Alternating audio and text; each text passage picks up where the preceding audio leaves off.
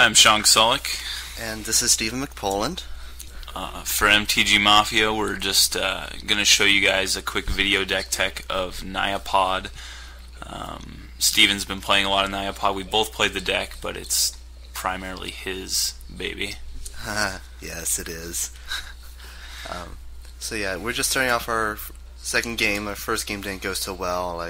Got a little bit mana screwed, but we're hoping it doesn't happen that often. I mean, the deck is very consistent with its mana drops.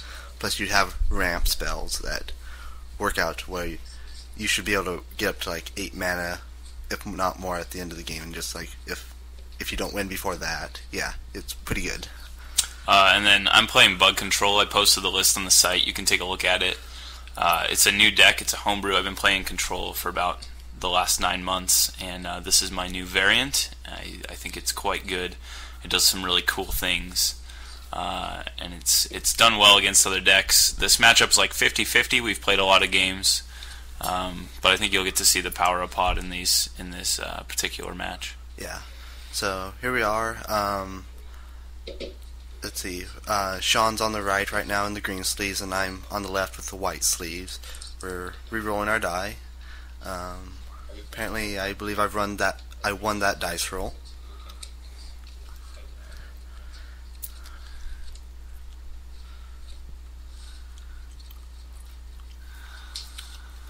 So we both opened 7. Steven has to mull here.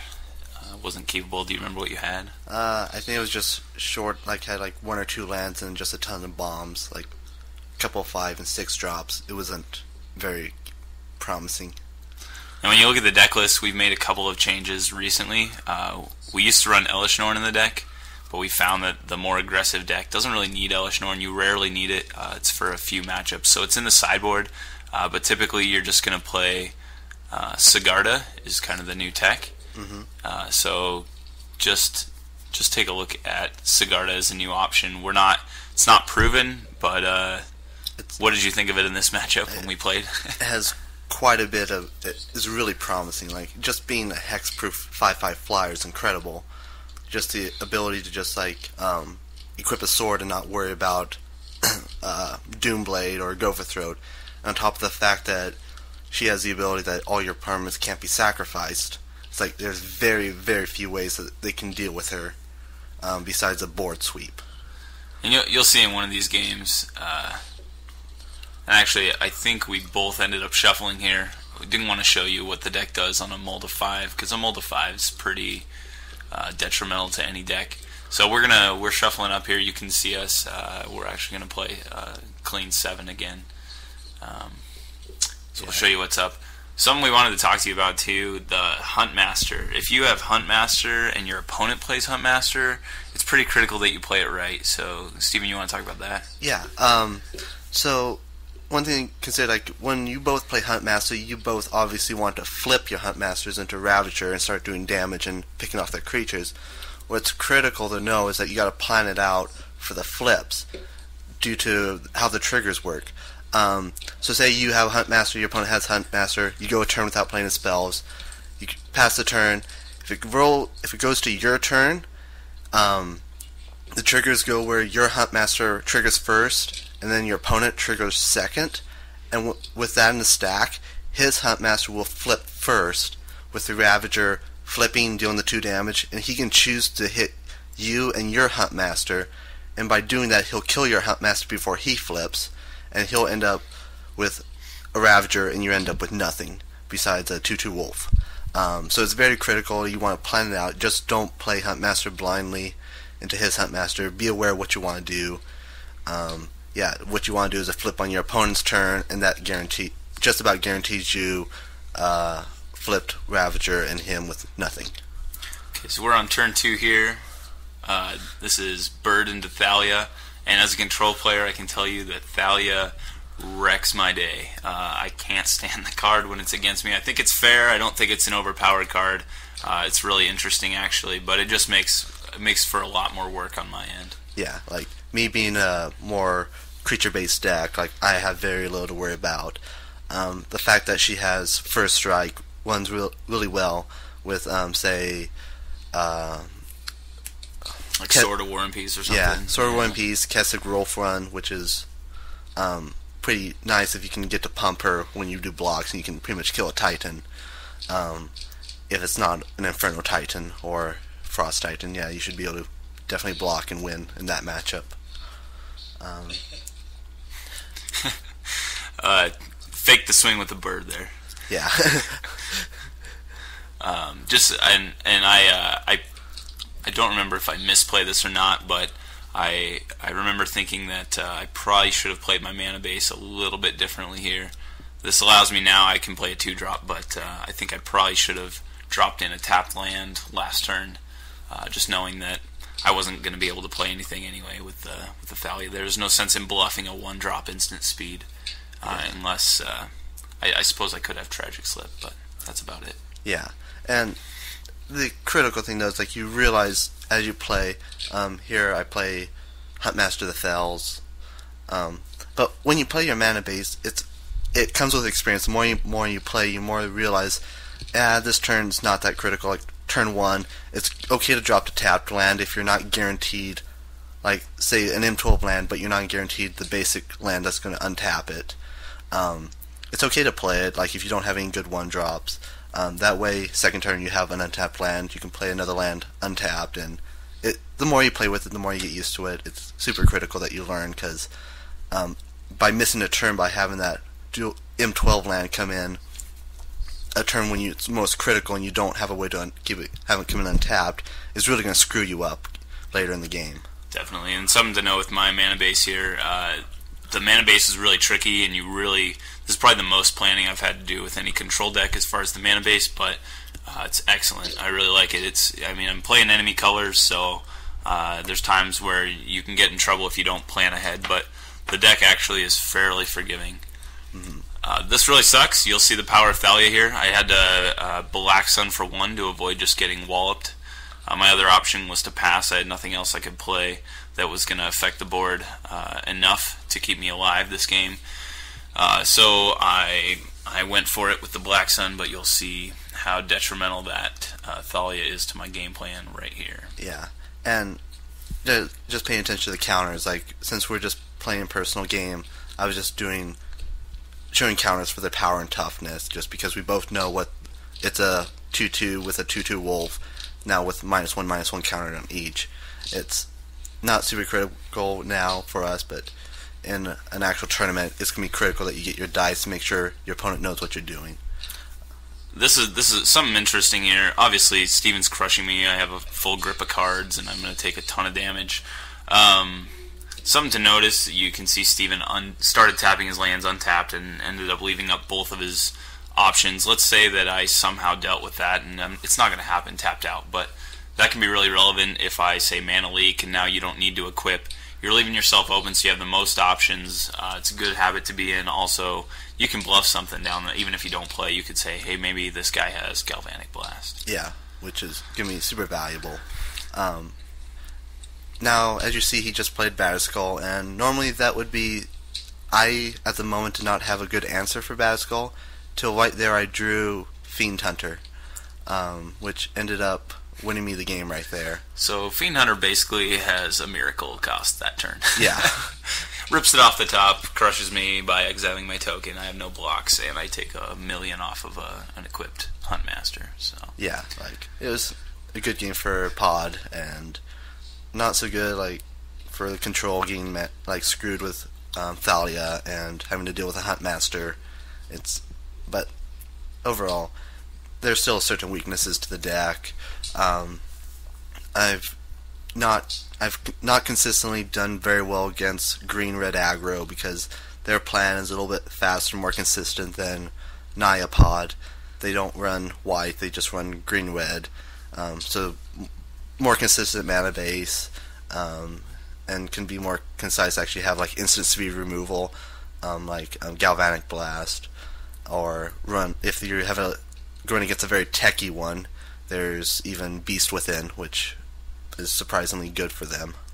Yeah, and it's amazing if you both go Bird on turn 1, if they can go turn 2 Land, Strangleroot, Geist, and Galvanic Blast your Bird. It just puts you so far behind that they can... I mean, you're kind of almost done for already at that point. Yeah. But you do have some ways to win with Naya Pod, and the matchup's not terrible, but it's probably one of your worst. Yeah. You're probably, it's probably 60-40 in their favor at least. Yeah. So. No, for sure. Naya Pod, though, does have the advantage of being good against Delver, and if you saw for over the weekend, I forgot what Star City was at this last weekend, but 6 Delver decks in the top 8. Yeah, 6 Delver top 8 plus 2 zombie decks. The zombie decks got beaten out early on, so it was just like pretty much top 4 Delvers. It was pretty uninteresting, but thankfully Naya Pod has a pretty strong game against Delver, which is what you kind of want right now because Delver being so proliferant. You definitely want to like have the higher percentage of being able to possibly win more games against them, because green-red aggro is not as prevalent as Delver. And another thing you're going to find is that you can, with this deck, it does such a good job of clogging the board. If you're playing against any mid-range aggro deck, I mean, you're playing kind of a mirror, but you get so much card advantage out of a birthing pod, and so much ability to manipulate the board and answer the things you need to answer. Usually you're going to win if you're playing against, let's say, like a red-white humans or some of the new human decks that have come out. You have a lot of ways to interact, and you just go find those answers. Your swords are pro-white, pro-red. That's fantastic. I mean, the deck just does some really cool things, and we recorded the video. We'll show you. We're going to post that up eventually. That has the deck list actually featured. Man, we're shuffling for a long time here. Yeah. But you can go through and you can see what we're up to and why we've put different cards in the deck. By the way, Steven messing with conscripts right now.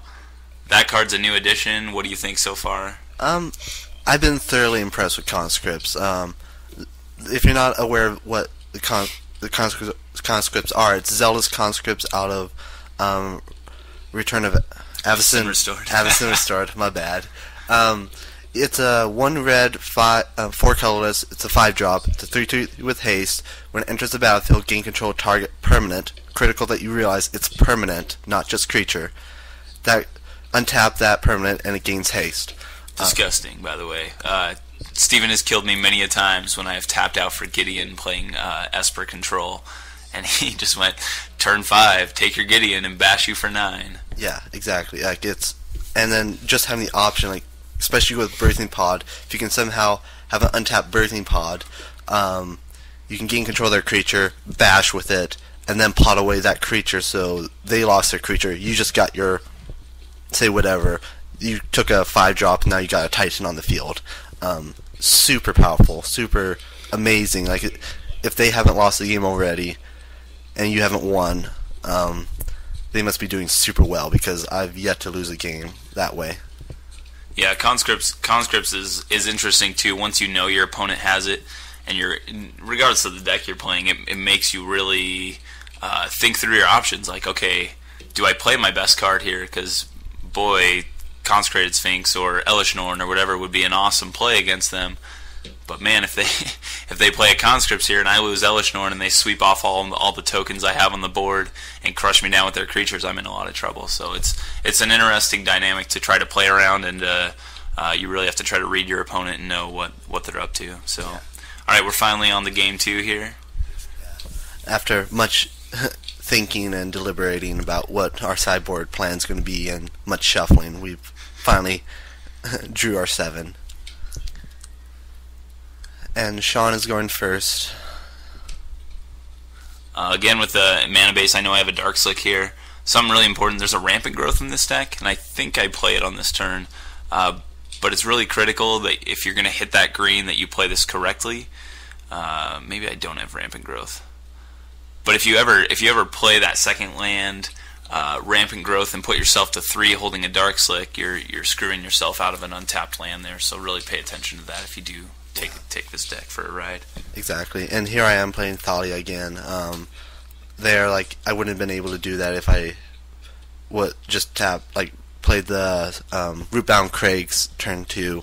Right now, like I said, we're both playing on our mana bases, but he's not going to fake a mana leak, and now a mana leak's even more difficult because of Thalia. And now I have a bird on the field, so I'm quickly ramping out of range of mana leak potential. So I believe I have Black Sun in my hand here, and I think I'm just going to try to let him commit a little bit more to the board. May have gone ahead and sweep that if I could have, but I think my plan here is to let him commit a little bit more to the board and just try to go for 2.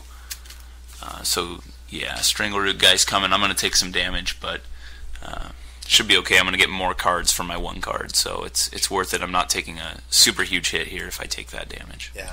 And what you got to realize is that this is not a game of like trying to avoid as much damage as possible. It's a game of like, how many turns can I take this much damage? How long can I keep? What kind of clock am I on? Can I reach an answer in time to stop this from coming at me? Just because you took 2 or 4 damage on turn 3, it's not the end of the world. You still got, at this rate, you still got 4 more turns, and playing the control, once you get up to that high, you can wipe the board. You got plenty of time to think it out. It's just super critical that you realize you're not being rushed right now. Just take your time and don't worry about what's going to happen. Just think it through. Yeah, a lot of times what happens is you end up with, you have to realize that a win on 2 life is just as good as a win on 20. And a lot of people, when they're first playing a control deck or just getting introduced to control, will be over ambitious with board sweeps, trying to kill everything as soon as it comes out and leave their opponent with nothing. It's okay if your opponent has a little bit of action. Your goal here is just to stall and get to the late game. Forbidden Alchemy end of turn. I'm going to dig for the answer. I don't remember if I had that Black Sun in hand or not. I don't even remember what I grab here. We'll have to see if we can see. But I know that I've got a Black Sun either in that 4 in my grip there. So trying to decide. And I guess a good thing to realize when playing aggro is don't overcommit. Especially against control. There have been many games where I've completely emptied my hand and be like, oh, I can win next turn by doing this, and then just got wasted with a board sweep. Don't let that happen unless you're reasonably sure they don't have an answer. Just think it through. What can screw you over at this moment? What's going to kill you? Just kind of think it all the way through. Consecrated Sphinx, obviously a ridiculous card. I just drew 2 cards. The card advantage, I mean, it's awesome that he's got that O-ring. The card advantage that thing provides is broken. Unreal how much that affects the board. So I actually have a trick up my sleeve here, and I'm going to slow roll it, which is the best way that I can do this. I'm gonna use a Beast Within. There's a 1 of in the deck. You've got Snapcaster, so you can get it multiple times. I've got Thalia, so I know I need 4 mana for it. I have the opportunity to Rampant Growth right here if I need to, and I think I do. So, and again, when you're thinking on your mana base, try to leave yourself with the most options.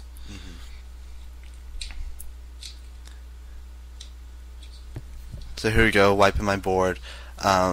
It would have sucked if I overcommitted. Like if I had a couple more creatures, like I played a couple more birds, I would be like way behind in the game now. But I still have a few cards, a few answers. I still got a Strangleroot on the field. I'm not super worried. I'm just kind of taking it slow, thinking it through.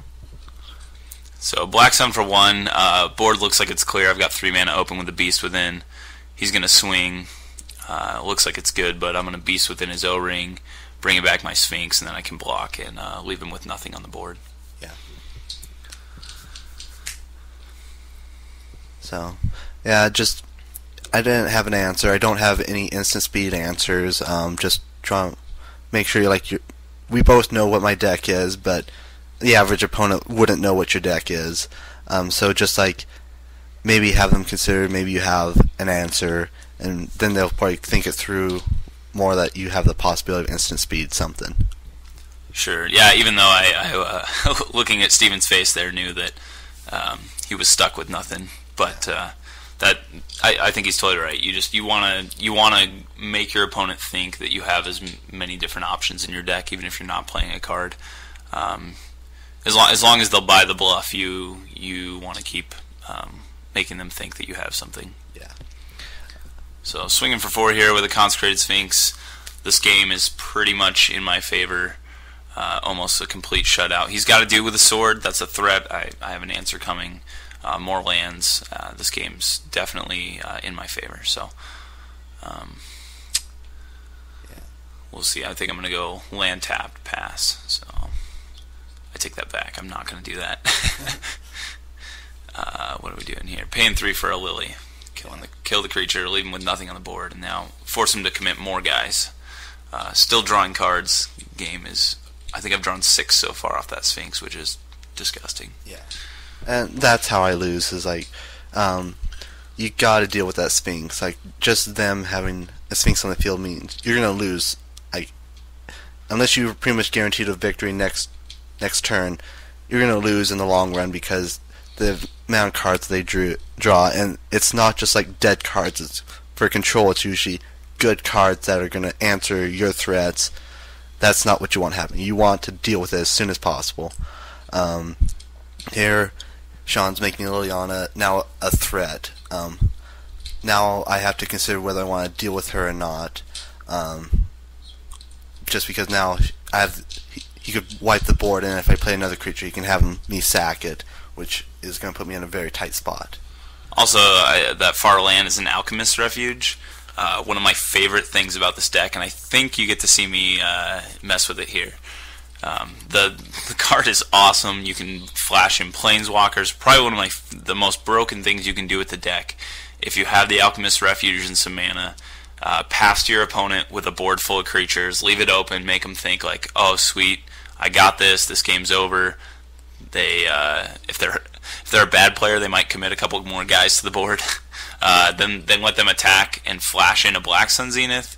Disgusting. Like, instant speed board wipes are beautiful. So this is Garruk coming down.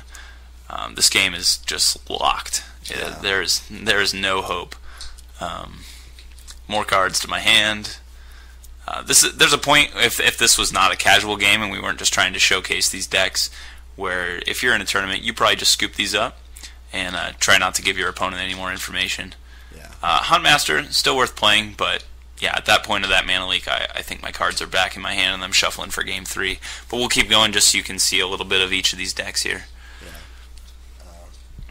I have been able to steal games away at the end, but this one's definitely one where I don't have much answers. He's drawing more counter spells. I'm for sure out. I'm dead now. But we can see what happens now.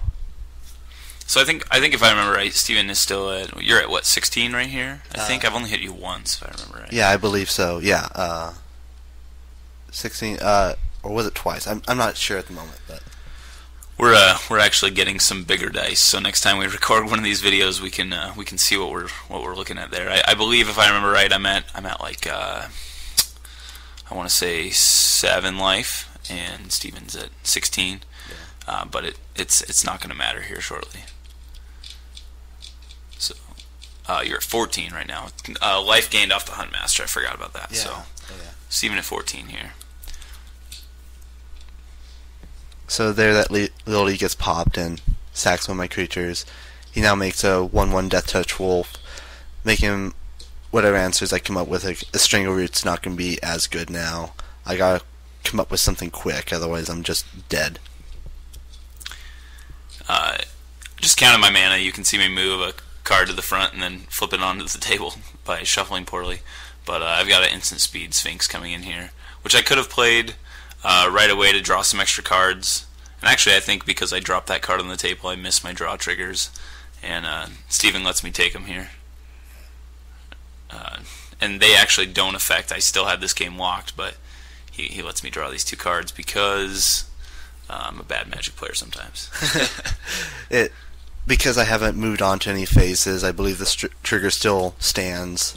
It's when I go into my main phase that I believe the trigger leave the stack and is no longer possible to draw, because the Consecrated Sphinx ability is in May. You have to be right on top of that. Don't be lollygagging or doing anything funny. Pay attention to your triggers, because you can lose the game if you forget your triggers. So this is Zealous Conscripts. This is pretty ugly. Yeah. But Snapcaster Mana Leak takes care of that. Yeah, like never fun seeing that happen, and I know that I don't have any more answers now, so I believe this is where I scoop it up, because that was pretty much my last threat.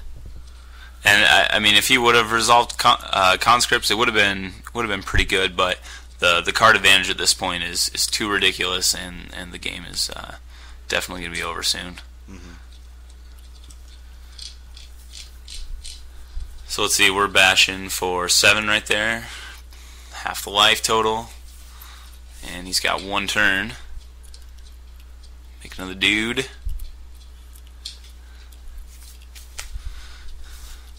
More cards coming on the draw step.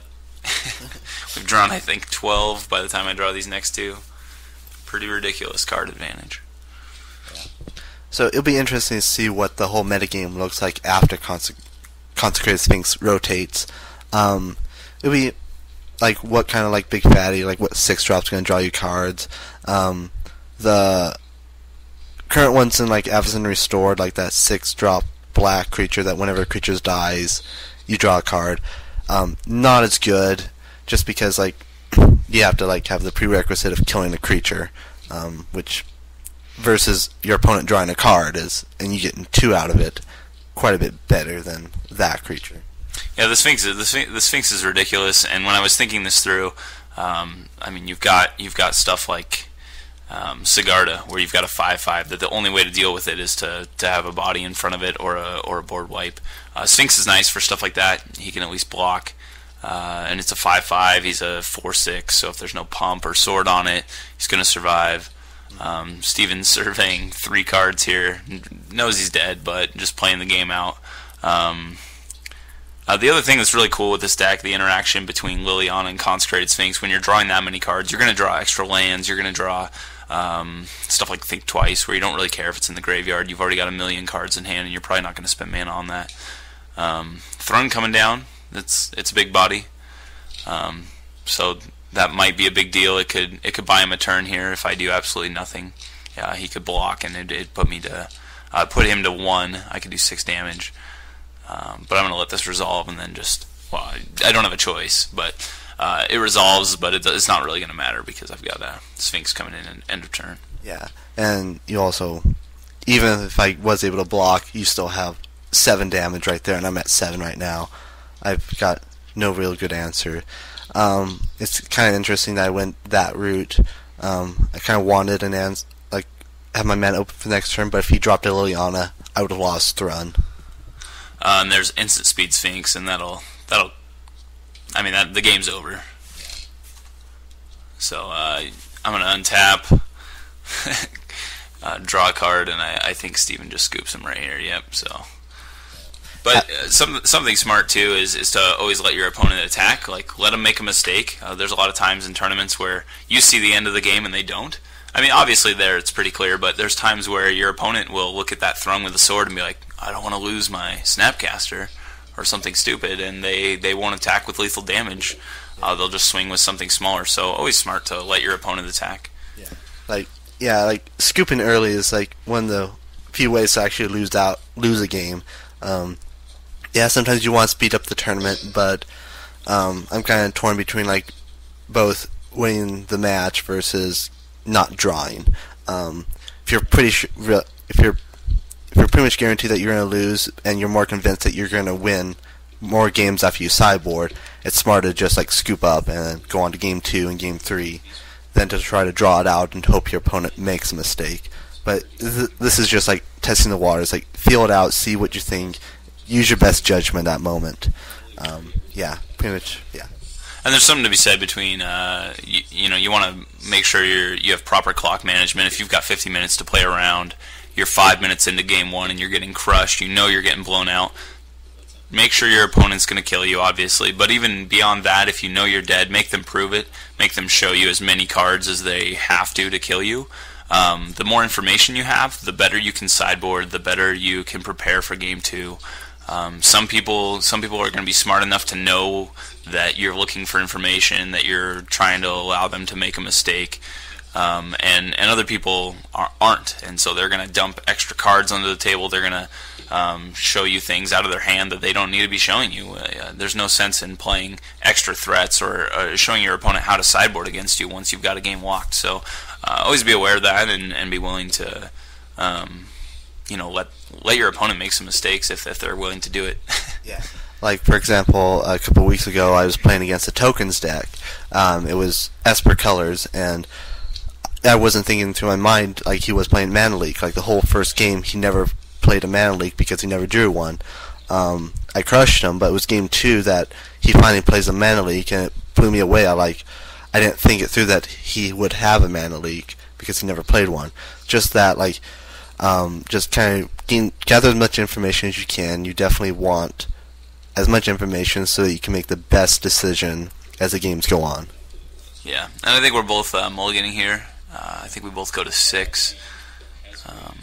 So, sorry we shuffle an awful lot in this video, but I think it, I don't know. Yeah, I think it gives you still a good idea of how these work, and we're just trying to play it out like it's a real match. Give you guys a full feel for the deck, so we're actually going to take mulligans here. And it's, yeah, like, we're kind of goofing off talking with each other, but, like, the reason why we shuffle so much. But in an actual tournament, you definitely do want to shuffle your opponent's deck. Yeah. Not to say that there are cheaters out there, but be aware that there's that possibility, and to lose to one isn't a really good feeling. Yeah, something, if your opponent, especially if they stack shuffle, they can, some people will try to, lay their deck out just right. Another thing that I've noticed at tournaments is sometimes you'll have your opponent, you can watch them shuffle. Sometimes they look at the bottom of their deck, they cut their deck, and they present it to you with a little bit of a fold in there, so you'll naturally pick up the cards back up where they're at. You don't want to do that if they're setting you up so that you can cut it just right so they've got their cards. And here Steven's showing you a huge clump of lands.